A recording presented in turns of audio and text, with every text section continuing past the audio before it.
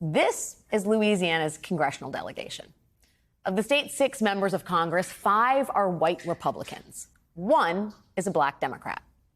Because even though Louisiana is 1/3 black, only 1 congressional district has a majority black population.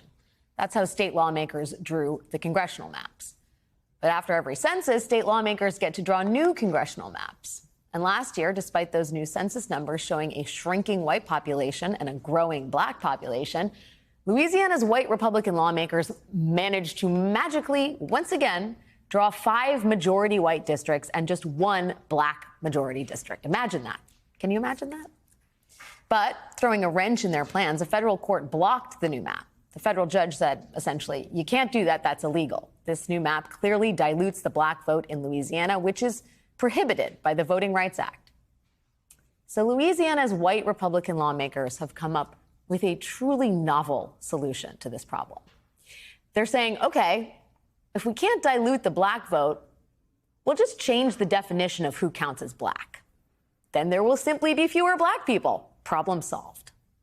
Here's how NPR explains it. For 20 years, the definition of black for voting purposes has, quote, included every person who identifies as black on census forms, including people who check off boxes for black and any other racial or ethnic categories, such as white, Asian, and Hispanic or Latino. Republican state officials, however, have called for narrower definitions of blackness that do not include people who also identify with another minority group. Louisiana officials have been arguing for the definition to only include people who check off either just the black box or both black and white. It is a neat trick. As if by magic, a whole bunch of black voters would just disappear. The cynicism of the argument that Louisiana is making here is pretty breathtaking. Let's not forget that for much of America's history, a black person was defined by the 1-drop rule. If you had any black ancestor amounting to even 1 drop of blood, then you were black.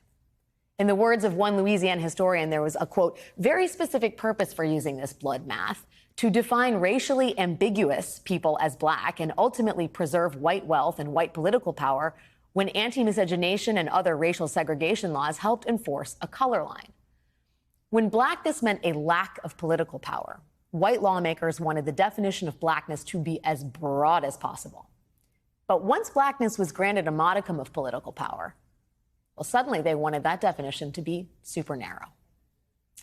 One federal judge in Louisiana has already rejected this idea, saying, quote, it would be paradoxical, to say the least, to turn a blind eye to Louisiana's long and well-documented expansive view of blackness in favor of a definition on the opposite end of the spectrum.